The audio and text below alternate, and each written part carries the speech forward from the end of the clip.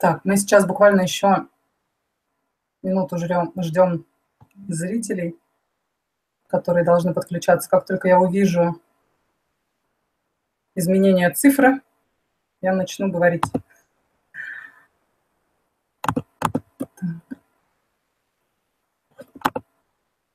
Ага, начали подключаться люди.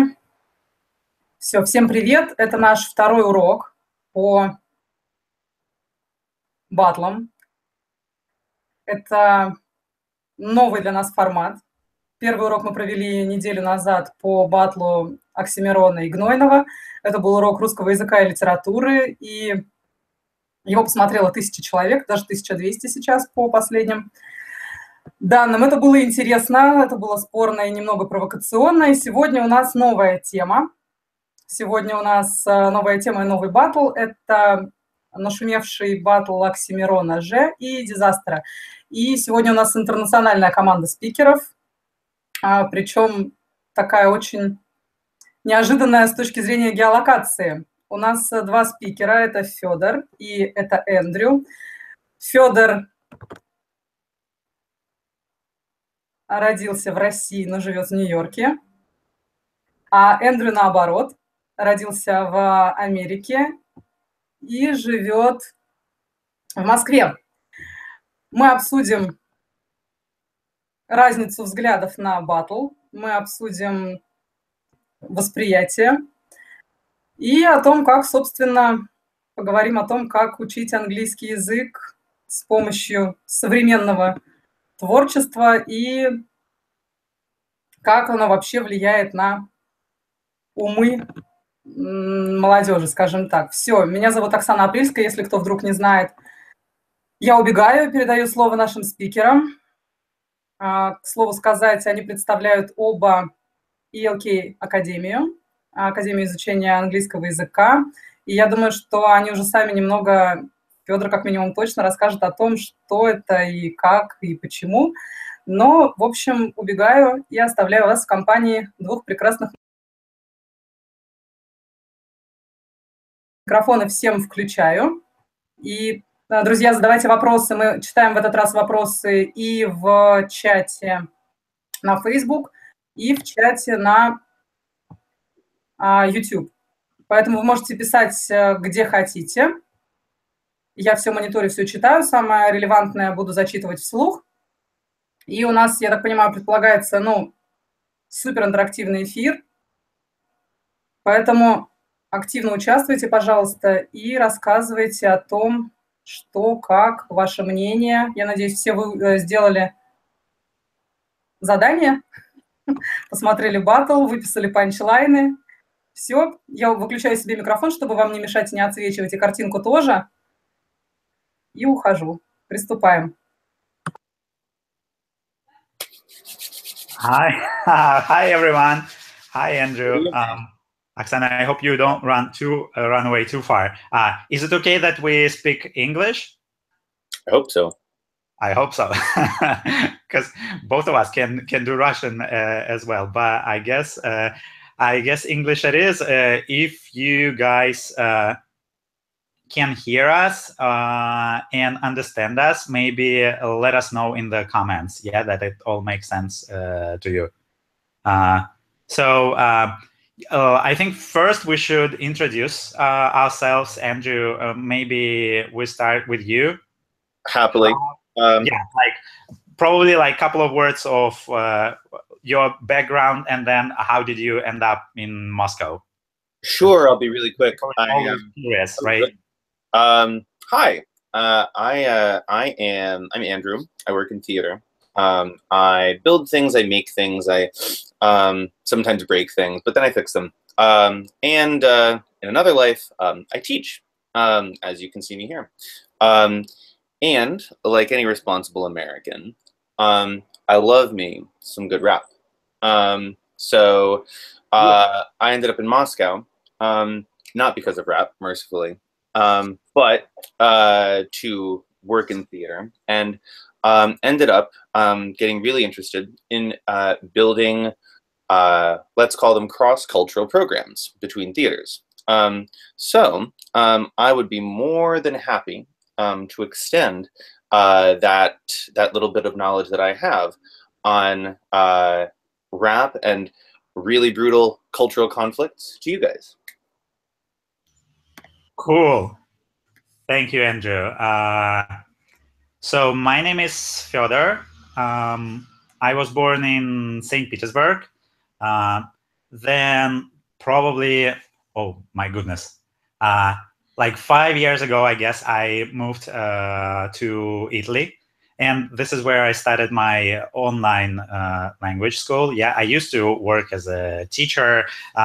I think I've been doing it since I was 17 years old. And then moving away from Russia, I had so many dear students that I figured that this should, my work should stay with me. So by that time, I've developed a lot of, I believe, cool ideas about how to make it online. And so I basically shot a video of me talking about this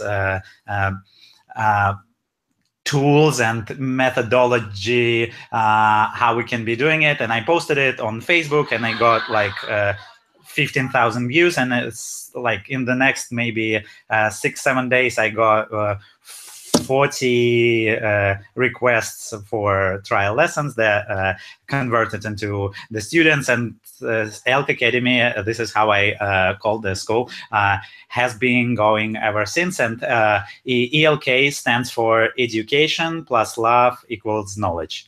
And I think that's a really important message that unites all of our wonderful teachers and wonderful students as well. So the way we approach education and language education is we go from the student's personality, and language is just a tool to do what? To do something. And then we immediately look at this, what is it that the person needs language for? And basically help them achieve their goals and dreams, and use English as a tool for research and to get more knowledge and more skills, basically. Yeah, it's one-on-one individual lessons. We also do group meetings, and it's going great. My involvement in music is basically, it's been my hobby since, again, like 16, 17. I made a music band when I was like 18, I think. It was called King of Bongo. I was a vocalist, and it got a pretty big exposure in the underground club music scene. We performed at Outdoor Festival and Picnic Affiche, and we had concerts where like we would have like 300 people coming to see the show. And the style of music was funk and soul and hip hop. So making this kind of music, of course, I was digging into the culture, yeah, into funk and soul and hip hop. We were working with dancers a lot and making together live shows. So this is how I was kind of introduced to hip hop. And then now, when all the rap battle thing started to get more and more buzz, I was really interested. And then, like, I think now this Oxy's battle with Dizaster is kind of the biggest buzz, yeah, that it has ever reached. I have a lot of questions to this format, honestly, like looking back from the original battle and how they started, yeah. But the whole thing is really interesting. And also, having moved to New York eventually, I always try to notice and see and research these cultural differences. Yeah, being a Russian in America, having my dear and close friends, both Americans and Russians, these countries' relationship and stereotypes and what it really actually is, yeah, when you go beyond the stereotypes. I'm really interested in exploring this, and this battle, I think, is a great excuse, right, Andrew? I agree. I agree. So, where do we start? I wanted to ask you guys first, just by a show of hands. So I don't know if you, how are we getting responses in here? Are they going to get typed? How do we see this stuff? Yeah, I'm hoping that I think we should ask a question, yeah, and see if it works. But what we were planning is that Oksana will be monitoring both comments here and on Facebook, and she'll be reading or sending us the best answers. I don't think we can invite people over, like, to speak. Okay.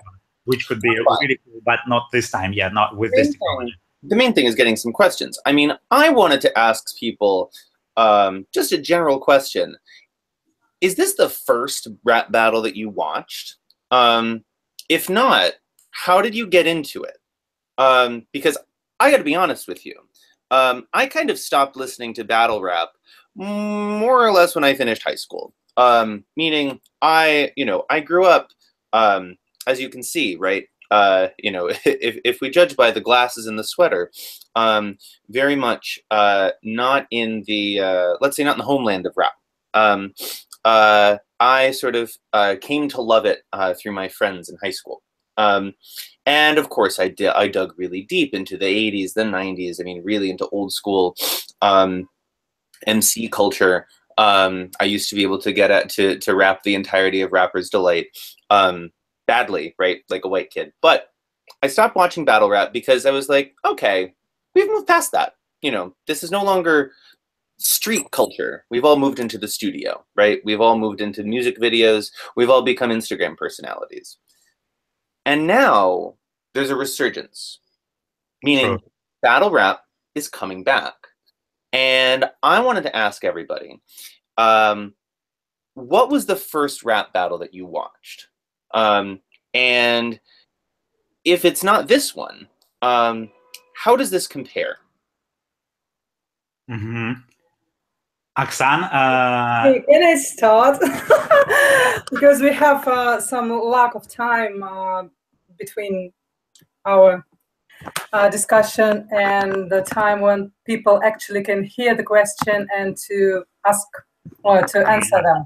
Yeah. So this battle actually was my first one. But after I watched it, I tried to watch some older ones. Mm-hmm. And there people actually did freestyling. They didn't prepare the text before the battle. Exactly my point. Yeah. Yeah. Okay. It doesn't really sound like a battle, like an actual battle. People just go and read some poems. That's the main part. Right. I've watched a battle of Noise MC. Mm-hmm. And he did actual freestyling. It was brilliant. In Russian? In Russian, yeah. Mm.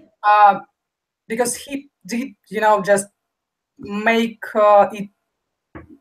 I don't know how to express it. He was just taking the words out of the air and combine them somehow, and it was rap. It was poetry. There was written and all that stuff, and a very connected sentences. Mm-hmm. But those guys, they do prepare the text, they learn it, and they just speak it out. Right. That's kind of weird. But still, the text is quite interesting. I mean, Oxys, not disasters. Yeah. Good yeah. point. I just want to make a short comment.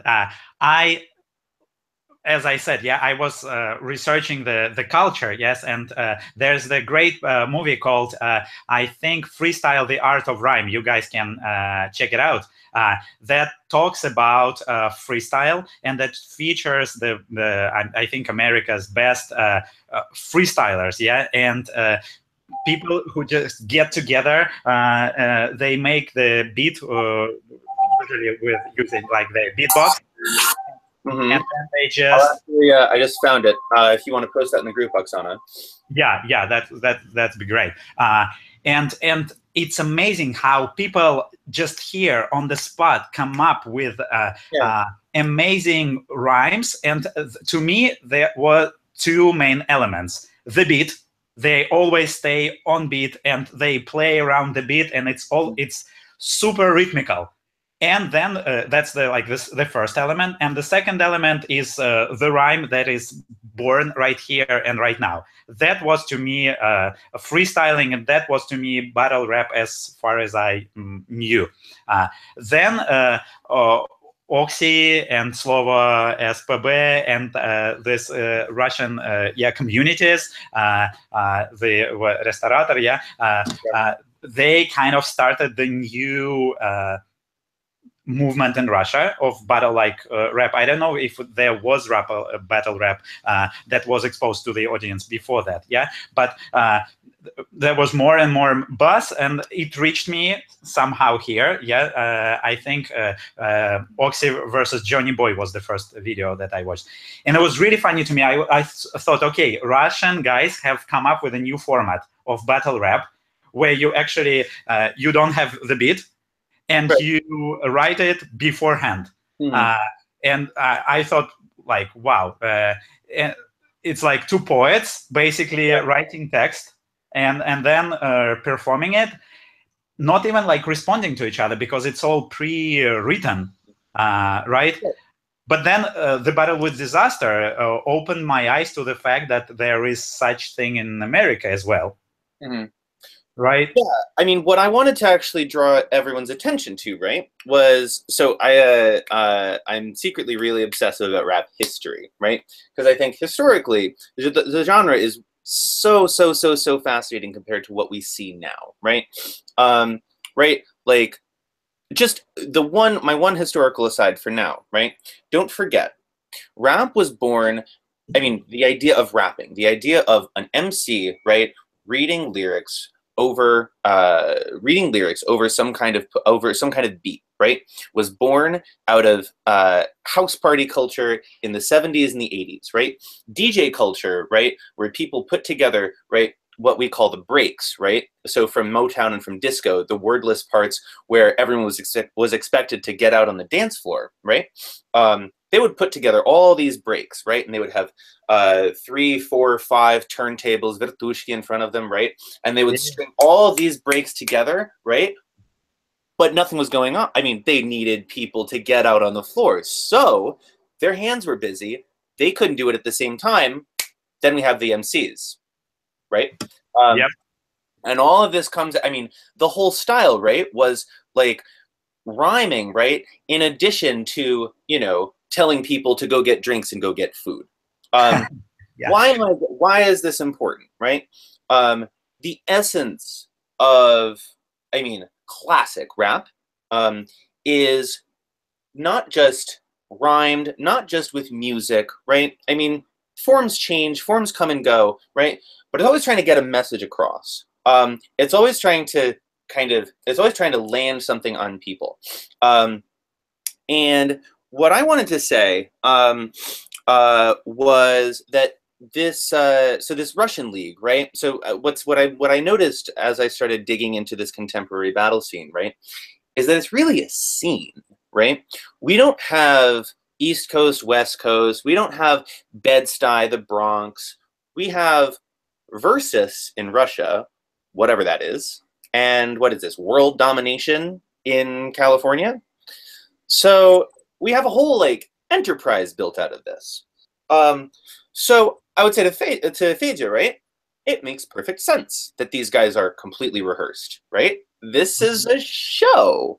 If it's just like a reality show, right? You guys, you know, the Russians here have seen Dom 2, the Americans have seen, what is it? Not Big Brother. Big Brother was British. The Real World, right? Those aren't reality shows. That's all scripted. And in the same way, right? These guys are playing more than musicians. They're creating characters. And I think it only makes sense to look at this new phenomenon of battles, not just through the lens of music or of poetry, but of showmanship. And if I can use visual aids, I I guess it doesn't really make sense to watch things now. But one other little bit of history. Who remembers the first white rappers to come around? Any other names come to mind? Faze, Oksana, jump in. Snoop Dogg. White. White Snoop Dogg. That's the only name I know. Okay, so if we go back a little bit in history for the rap games, the first really big crew, right? The first crew that really made it was the Beastie Boys. And of course, they went really mainstream. They went really commercial. They even collaborated with, big rock groups of the 90s. They were very, commercially approved. But as gangster rap started developing through the 90s, right, there appeared someone who I'm sure you all have heard of, a little guy named Eminem. And Eminem, who will actually figure into some of our punchlines here, Eminem had a movie that came out at the height of his career. It was called 8 Mile. And the end of 8 Mile, so it's about this young white rapper on the streets fighting for acceptance, right? He's from Detroit, as Marshall Mathers himself is. The end of that movie, I highly recommend watching for the rap battles. Mm-hmm. But here we see the creation of the battle rapper, right? The rap battle, not as an accidental conflict, right, on the street, like, yo, I have my beats, I have my rhymes, right? Bring me yours. Instead, we see it in a club with an audience, with an MC, a separate MC who's running the show, and pitting these two, not community members, but these two stars in front of an audience against each other. So this has some precedent. Where should we go from here? Yeah, and I think we should look at the comments to answers to the questions that we have asked people, because I think, do we have any interesting answers that you'd like to? Yeah, we have the answers to the first question about the first battle, and to the most of our audience, it was this battle. This one, the first, North versus Moine. And about the rappers, is Eminem, obviously. Yeah, I've just forgotten him. I don't know how, because it was actually kind of disappeared for the last 10 years. Yeah, that's why. But Snoop Dogg also disappears. Also true. I mean, now Snoop Dogg, I think, is more famous for doing a cooking show with Martha Stewart. It's a very funny cooking show. Really? Yeah, it's actually hilarious. Okay, we should all check out. But here we have, this guy, Oxxymiron, who actually sold out the tickets to Олимпийский Stadium. Right. Yeah, big deal. The gig was just last night. Mm-hmm. Like, what, 30,000 people, I think, 40. Oh my God. And I sat at home and worked. Олимпийский is huge. Yeah. Yeah. He's a superstar, or like no bullshit superstar right now. And I think this battle actually contributed, because Russian people, I think, desperately want to win, and winning in English against the person who is at least this is what we are told, that he is a superstar in America. Yeah, we have to proofread it with Andrew and like see what really is the scale of this disaster. I'm so excited. Let's just try to figure out what actually happened. We have 35 minutes. Yeah. So let's go. All right. I mean, if we want to break down, so I don't know if anyone else, if anyone's read ELK's post about this battle. But Fedya, why don't you give a link to that post? Yeah, absolutely. There's in addition to some great examples. We have sent the link to the watchers, so they all read it. you don't have to watch anything now, but what I did want to point you guys towards was the reactions of, so there are 3 videos that we linked to. There's the battle, there's a reaction video, and there is an explanation in Russian of a lot of the punches and memы. There are no memes, but whatever. There are, and everything that goes on in the battle. And yeah, and also, guys, sorry to interrupt you, Andrew. For the guys who missed it, also there's a text of the whole battle at our favorite website that's called Genius. That's we use a lot with our students who are into music, where it's like a Wikipedia for lyrics. You have the lyrics and you have people who are real fans who write comments and explain a lot of things. Specifically for the rap music, where there's a lot of realia and names and just stuff that people outside of the community may not know. People just take time and explain all this differences, and so they did for this battle. So basically, all the things that are unclear, you can just go there, follow the link, go there, research. It's like basically like what we call drama analysis, of this whole battle made by knowledgeable people. So I don't even think we need to go like there, because it's all there. No, we're not going to delve deep into, go really deep in depth. I just wanted to talk about some, I wanted to mention a couple things. I mean, we wanted to talk to you guys about some of your favorite punchlines. Hey, Oksana, ask everyone in this Facebook chat, what are their favorite punchlines? Just send it. And ask what their favorite punchlines are, things that they don't understand. You know, we can play the experts here. But one thing I do want to draw everyone's attention to, I keep forgetting it now that I say it. What was I going to draw everyone's attention to? Damn it, you interrupted me. Take this from me. Well,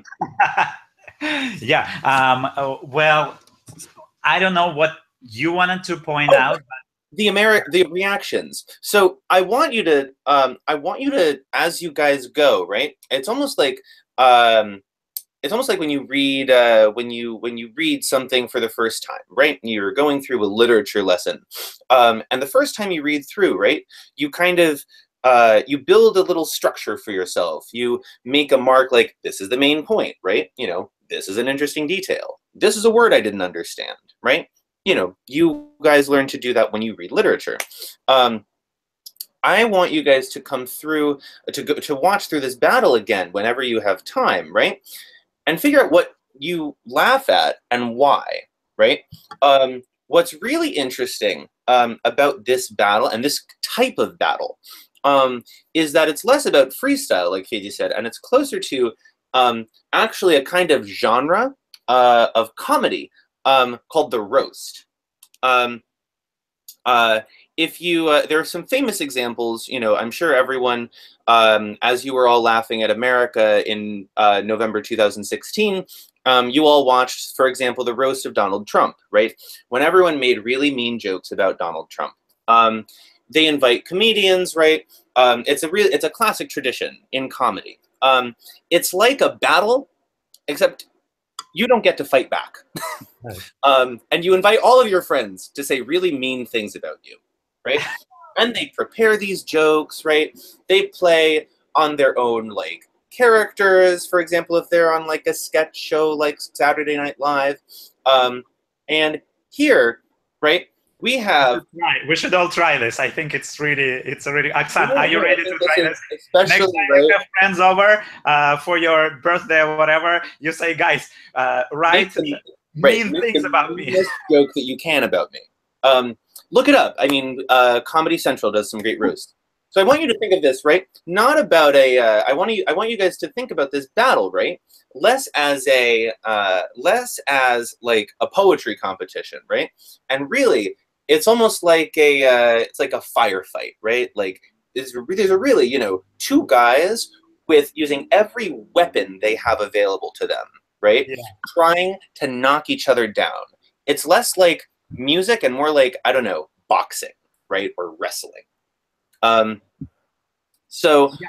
and that, to me, guys, if I can say a second, to me it was interesting to hear it in English because here the political correctness, yes, and the things that you can and cannot say actually in public, yeah. It is one of the, I think, one of the like basics of the culture, like one of the basic root things. But then, like in this thing, yeah, it's kind of two people, almost like two kids that are playing this game that now we have no rules whatsoever. Right. We can say whatever we want, and we will get away with it. Because like usually you don't, when there are other people around you, yeah, you are not allowed, and you wouldn't say all these things. So, and here it works on a personal level, yeah, like Dizaster, you are this and this, Oxy, you are this and this. It works on a national level with all the stereotypes, yeah. Russia is this and this, and America is this and this, yeah. And then on in the third round, Oxy even took it, which was unexpected, to the third level, which was Arab world versus Israel. That was the first round. What are you talking about? Yeah, that was actually the first round. No. In the third, I think I mean the very end of the third round, when he was saying that you're an American Arab and I'm a Russian Jew, and I would rather us all, our nationalities call each other names in the this kind of battles, than actually kill each other. That was the end of his third round. I mean, what's interesting, right, is again, as to characters, right?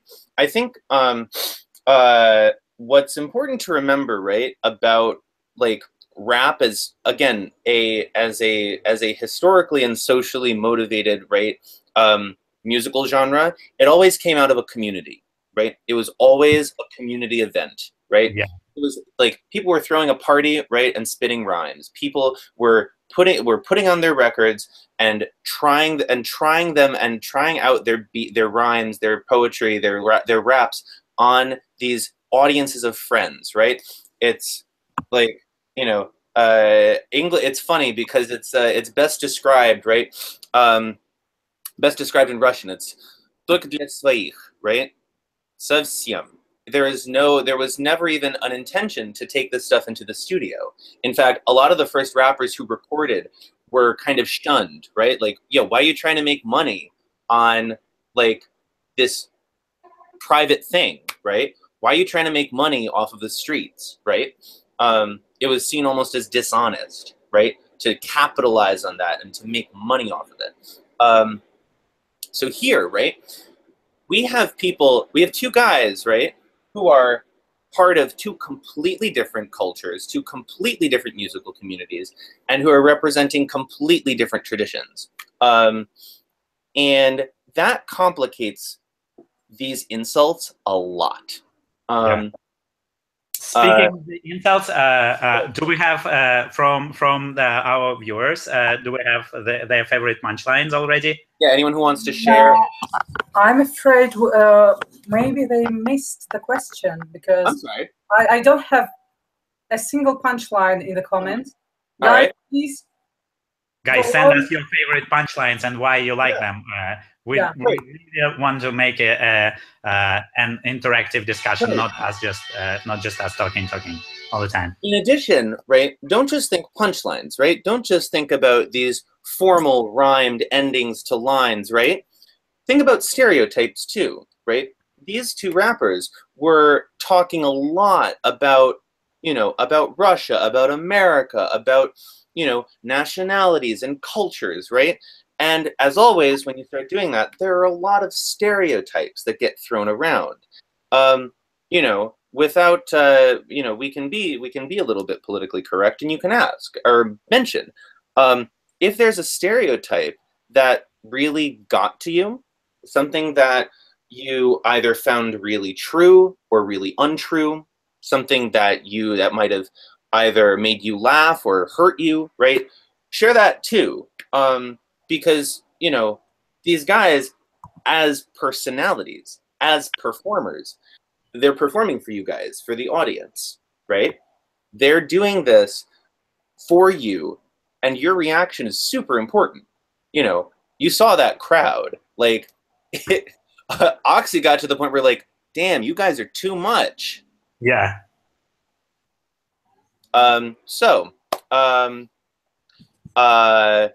Maybe you share some punch. Yeah, Or... I was going to ask Fedor to start, or I can jump in. Yeah, like I'm a turn Mount Rushmore into Mother Russia, and when the crowd went like, yeah, I was a little scared, actually. I was like, wow, guys, this is maybe too much. Like, what are you talking about? Well, and it's interesting how a lot of these punches, right? Because they're so they're so planned, they're so scripted. A lot of them fall into categories of humor, right? That are themselves, right, really tired. Those puns about like rushing, right? То есть спешить, right? And Russian, то есть русские, like ha ha ha. Wow, you're so clever, Dizaster, right? I mean, he did have a couple great ones when he started. My favorite, speaking of Eminem, right? Speaking of the history of like white rappers, right? Which you can't ignore how important that is. Considering the history of the genre, considering the state of the genre even now. You know, it's only right someone from Russia would come with a bunch of stands, right? And I absolutely broke down laughing when I heard this. I mean, this was the only moment when I thought Dizaster was going to win, right? The only moment when I thought that he was going to actually take Oxxymiron to task, really hold him accountable and responsible for, you know, who he is, right? Of course, then he failed to do that and just started making Putin jokes. Which we're all tired of. The Russians have enough of them. Stands, right? It's not just a reference to Kazakhstan, Tajikistan, Turkmenistan. It's not just a reference to all of the SNG countries, the CIS countries, right? Whose names end with Stan, right? Although that is a much loved joke in America that for some reason doesn't make sense in Russia. We always just talk about what is it, Bratski Naroda here, right? It's also a reference, right? In addition to the fact that Miron's popularity is limited really to the Russian-speaking world, although who knows, maybe that'll change with this battle. In addition to referencing the fact that he has a limited audience, it's also a reference to one of my favorite Eminem singles called Stan. Oh yeah, we all grew up on this. Not everyone knows, guys. I mean, half the people who are listening here may not have actually, God forbid, been born when that record came out. In case I'm dating myself, Eminem created this like alter ego, right? For himself, this absolutely fanatical white male fan named Stan, who you know, in these songs would write letters and like stalk Eminem because he saw in Eminem, right, this like image of a white underdog. It's actually weirdly very contemporarily relevant now, at least for America. As we talk about, right, how communities of minorities and majorities, right, communities of Black people, white people, Hispanic people, Asians, how all of those different peoples in America relate to each other, right? There's a huge movement of, you know, white people who like want to take back being white, right? And there's a huge undercurrent in in this Stan character of Eminem's. There's a huge undercurrent of like you know, now it's okay for me, a white guy, to listen to rap. You're my hero, right? Because you make all of these sort of unconventional, strange, sometimes even violent thoughts and behaviors okay. Yeah. Not to get moral, but this is really important. All right, Faith, your turn. Yeah, the one that actually stayed with me from Dizaster was, you know what rhymes with Russian rapper? It doesn't matter. I love that one. Yeah, and this is the one that just stayed with me. And I think it's interesting from this one, to go again into the significance of the event in the eyes of Russian community, rap community, and outside of rap community and American. Because even after the battle with Gnoine, there was like a Fisher article that was quoting all the business, political, whatnot, writers, business leaders, political leaders, Navalny, like everyone tweeted about this. And then after the disaster, so it's like almost like a national level event. And I don't know, Andrew, if you from Moscow, if you see America's perspective on this and how what was the resonate here? Like I was asking none of my American friends, of course, heard anything about it. I started telling them about this as an interesting thing to look at and to analyze, because it's a big thing. Their reaction was they were puzzled. They were like, wow. Yeah. They're like, this is so politically incorrect. Yeah. Well, look, and I mean, I think they picked the literal worst time in world history, aside from like maybe 1962, to stage an American-Russian artistic exchange. That would be the Cuban Missile Crisis for anyone who forgets. This is maybe the worst time to be making America-Russia jokes, right? Especially if you want to get American page views. I think that's part of why these guys. I think that's part of why these guys don't really. This hasn't gotten so much traction in America. I think another thing is that I mean, so I love statistics, right? I love numbers. And I did a little bit of homework before this, and I'm gonna make you guys really upset, unfortunately. Battle rap in its contemporary iteration. Really doesn't have a whole lot of traction in America, right? So, I mean, I'm going to throw some vocabulary at you, right? Right? Everyone gets, you know, so rappers, right, are always kind of fighting personalities, right? You know, rappers, right, who have a beef, right, who have a disagreement, right, they can always lay down a diss track, right? They can always put down either a full song, right? You know, a diss track can be either a full song or just like some demo that they record for a mixtape, right? And you can put that down and say, you know, it's trying to think of a famous one, like 50 Cent and Jay-Z, right? They are always insulting each other, right? 50 always says like, Jay-Z, you're fake. Jay-Z, you're just a sellout, right? And Jay-Z calls 50 completely untalented, right? You know, the last laugh, of course, is that Jay-Z gets Beyonce, but whatever.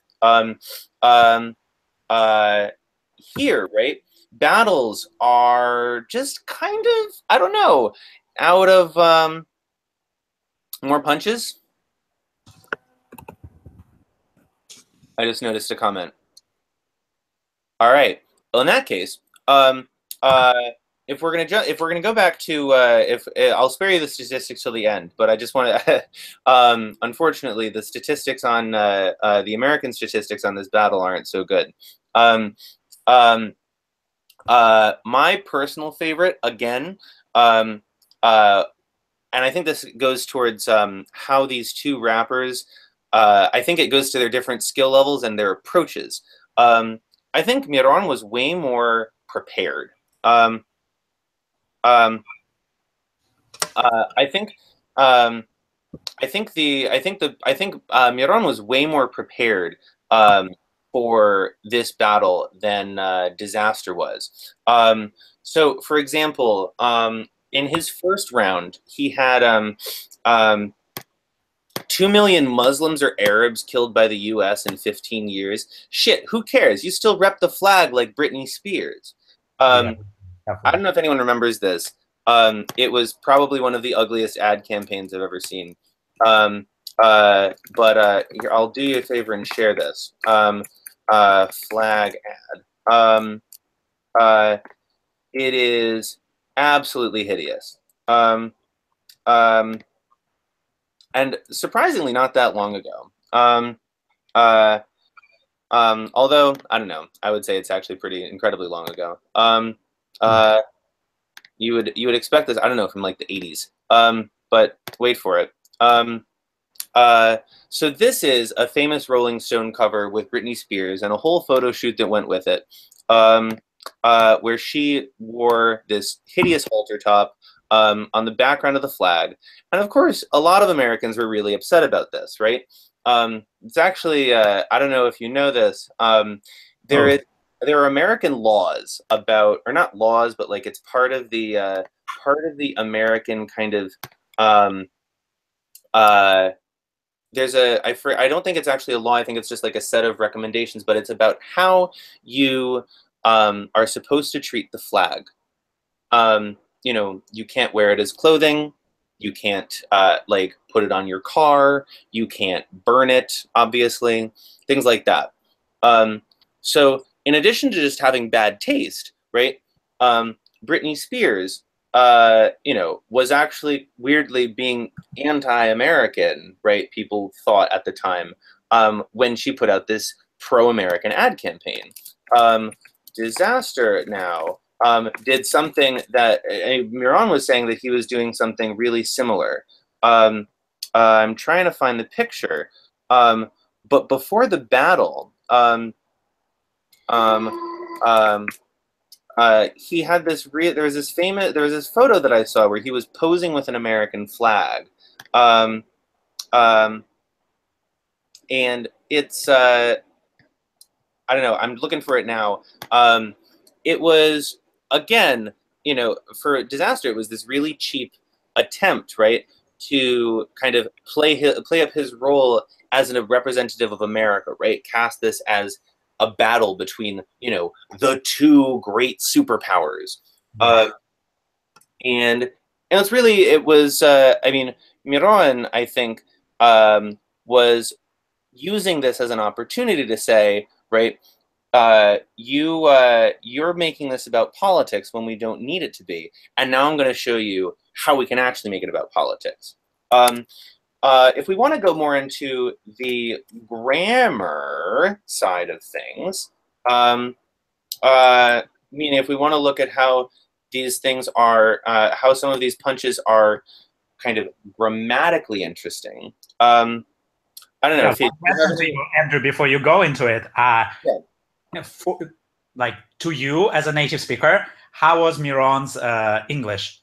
Apart from the accent, which you probably, they were making a lot of jokes about, and he was not making it a secret that he does have a Russian accent. We all do. Sorry.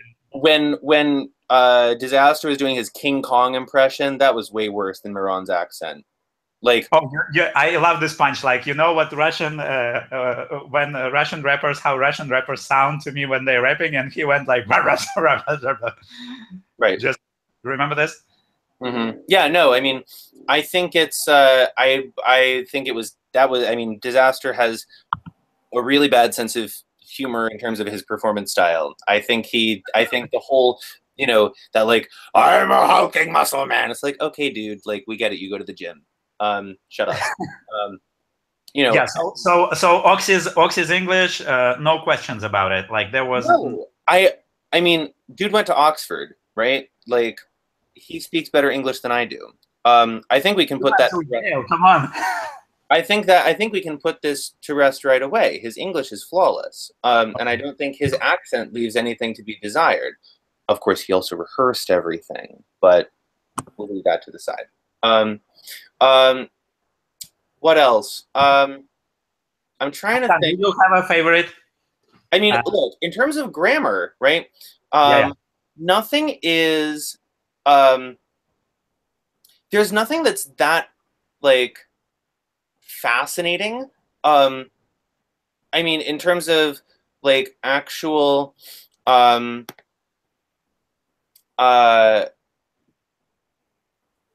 let's say like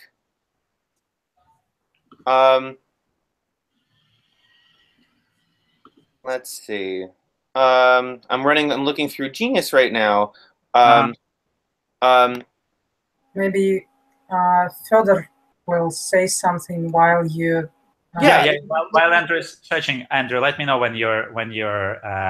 I mean, I can pick anything and break it down grammatically. I mean, I think I would rather draw attention, right, to how, like, I mean, to the way that Miron has a way better flow than Dizaster does, right?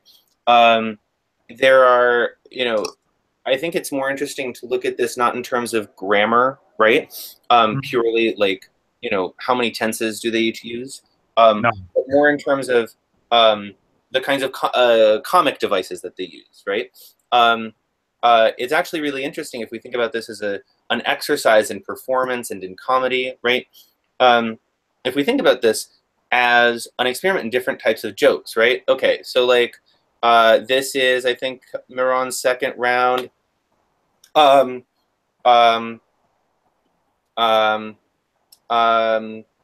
Look, forget World War Z or no. I mean, I love the Boris Marshak joke. It's like nobody got that. Nobody got that.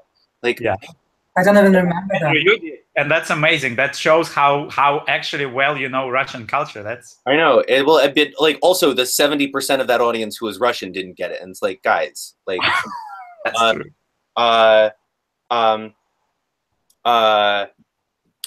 You know, body like. I don't need to work out body type lush 1, right?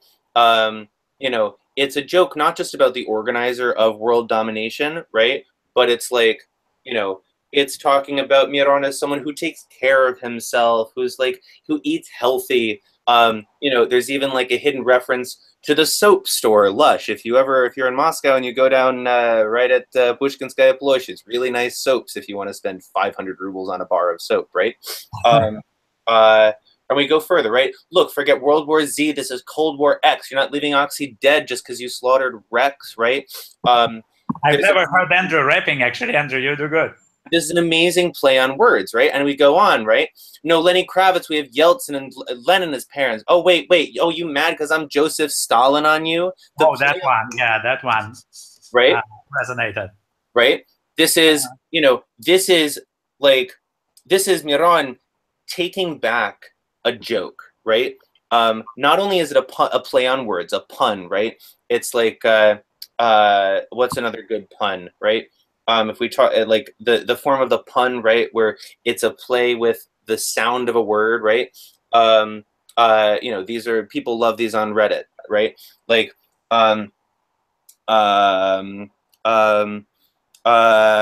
you know, Lenin the cat and drop off my daughter, right? Right? If we want to make jokes about Communist Party leadership, or like, you're just Stalin with your answer, meaning you're just the задерживаешь твой ответ, right? In addition to that, this taking back a Stalin joke, taking back a Stalin reference from Miron is really important, because Dizaster starts his whole first round practically with like, oh, you know, you think you can interfere here being a Russian, right? Oh, and it doesn't matter because Putin picks the president anyways, right? We were talking about communities earlier, and it's really important to see how every community has their own internal jokes. In American rap, right, it's kind of accepted that no one likes politicians, no one likes cops, no one likes white people, right? Right, just like that's in like Black American rap, you know, you have common enemies, right? And among that, right, in that framework of common enemies, right, you can say whatever you want, right? Like, you are, you know, you can be East Coast or West Coast, right? You can insult each other. You can say terrible things about each other's mothers and sisters and grandmothers and, you know, how good they cook. But the whole time, right, you are in this like social framework of we don't talk about the cops, or if we do say the cops, it's like in the great words of NWA, fuck the police, right? Whereas here, there are none of those, as we would say, sacred cows, right? There's nothing that's off limits. Yeah, in a way, you guys, I thought about it as a therapy, in a way. Because, like, you know, when you go to the therapist, this is the place where you finally, can say everything. And that's, in a way, that's purifying, right? Like this, when you can finally, I don't know, like, to which extent it worked in this way, but if there's something positive about this, is maybe, like, them speaking it all out and then us being able to talk about it. Maybe it's a question to you, Andrew. To which extent do you think it's like actually opening the can of worms, or to which extent it's a purifying kind of therapy thing? Hey. What's up? For me? Yeah. So it's a question to you, Andrew. What do you think? Like, what's the as far as is this therapy or not? I mean, I think so. Miron said something in his second round that's really similar, right, to your thoughts about therapy, right? Let me find it. Wait for it. While you're searching, Andrew, maybe can I get like one more comment? So I mean, we there's I found it. I just was trying to remember the actual line, right? Russians have been peasants for centuries. That's why we have the most haymakers, right? And you have gay Quakers, safe spaces, and slave traders. This is something in I want to go back to again, back to the Cold War. Sorry. This is something that we call in English whataboutism, right? Or in Russian, как насчётизм. It's a classic Soviet argument tactic, where, you know, when someone accuses you of something, you accuse them of something, right? You know, for example, the Soviets funded the war in Vietnam, right? Or were funding the Viet Cong, and the Americans would accuse them of that. But, you know, Khrushchev would come back and say, but what about slavery? And what about segregation, right? You know, Miron loves this. And comes back, right, and says, we don't understand political correctness, right? The shit you say in battle rap, we say in actual life. That was a good one. As far as therapy versus not therapy, as far as this being a helpful outlet and otherwise, I don't agree. I think it is, I think the use that, like, battle raps and, I mean, these kinds of, let's call it antisocial behavior, right? I think they have a place, right? When I was a kid, I loved going to punk shows, right? And punching people, you know, get in the mosh pit, right? Like, flail around and hit people, right? Sometimes you want to do that, or you want to, like, go to the gym, right? But this is a cultural event, and it means something completely different. This is not a place, right, if this is, you know, if we're trying to have, like, an artistic competition, right, that's one thing, right? If we're coming out here to make social comments, that's another. And you can't moralize, right, like Oxxxymiron, and say horrible shit at the same time. You can't take a moral high ground, right, and say, let's not beat each other over the heads, right, while beating someone over the head. It's kind of two-faced.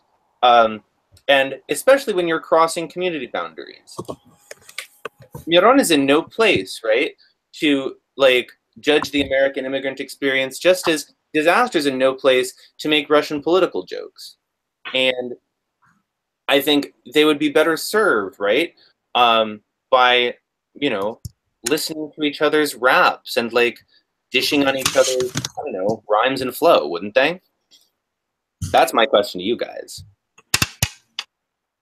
Okay. We see that Fedor.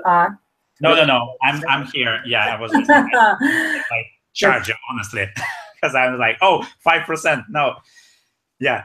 So Okay. yeah, Andrew, thanks for sharing. Maybe we should, like, before we go to the questions, maybe we should like say one thing that that we hated the most about this, like that was the most annoying. And with me, it was I think when Dizaster started rapping in Russian. In Russian, it was yeah. And actually, I don't know if you guys watched this after the show video. Dizaster starting his Periscope, and like he's talking about how cool it was, and then he finds Oxy, and they're like hug each other, and Dizaster goes like, okay, a lot of people like say or think that this was all directed. It was like all written. It was just like whatever, a show. So Oxy kind of confirmed that it was all like real, and we didn't have like any agreements before the battle. And Oxy goes like, hey man, we did have actually one agreement. I asked you in the email like not to say anything about my mother. And not only you broke this agreement, but you also did it in Russian. And like he's like, man, what, like you know, why? Yeah, it was bad. It was bad. I felt bad for like kids watching it and for many things. Yeah. So I was like, wow, this is like my ears. Right. Yeah. So I don't know. What about you guys? What was if you're Oksana, you can go ahead, or I'll. I agree with Fedor because it was really bad. Yeah. So that was in so many ways. The good thing, I think, was that I didn't speak, didn't get a single Arabic word, because that might have been also not really the Arabic and the German was pretty general, and it was just like, you know, mean things. They were nothing, if you read the Genius translations, they're nothing terrible, right? Okay. But, you know, again, it's not a, it's kind of, it reminds me, right, of how like how my classmates when I was in you know, primary school, right, how they would make fun of Spanish kids, right, make fun of Mexican kids, and it's like, man, you know, are you 10 years old? Like, you know, you're gonna call the Arab Habibi, right? You're gonna make Baba jokes, like, fuck off. We like we reached fuck off. it was I mean, really, it was so childish. No, I mean, truthfully, the one thing that blew me away, the one thing that that drives me crazy, is, oh, hold on. I wanted to show you guys just how this was. I wanted to show you guys something that I pulled up before this class. Not because I want to bore you guys with statistics, but because I think this is really interesting. This is apparently, right, a huge rap battle league in California, right? I'm going to share my screen again. So this is apparently a huge rap battle league in California. Except, like, if we look at, you know, the popularity, right, of Dizaster over the past 6 months, right? Dizaster's like nobody, right? And is inexplicably, right, famous. It has, you know, people who love him in, you know, Australia and Brazil, right? But is only famous around the world, right, in connection with Dizaster, right? You mean Oxy? In connection with Oxy, right? It's pathetic. And if we look at, for example, right, if we look at in the U.S., moreover, right, so let's open up, if we look at the American search results, right, like, even in America, Dizaster barely has a lead over Oxxymiron, right, just in general. Wow. And only with this battle did they actually get, you know, some meaningful statistics bump, right? you know, these spikes only coincide with his releases, right? And if we look at like how he is, how he's represented, right? It's concentrated, right, in like little parts of the country. For some reason, the people who love Dizaster the most are in Vermont, and in Alaska, and in Nevada, and in New Mexico, right? And that's, you know, that's great, but like even those your states are not the trendsetters, right? Right. Overall. And even his like Lebanese community. So just so you guys know, right, the Lebanese community in Michigan, right, and in the Midwest and the rest of the Midwest is gigantic, right? Like, man, his own people don't even like him, right? Whereas, of course, you know, New York and California are all over Oxxxymiron, obviously, and New Jersey, right? You know, all your Fair Lawn and Brighton Beach guys. But I guess what I hated, right, is that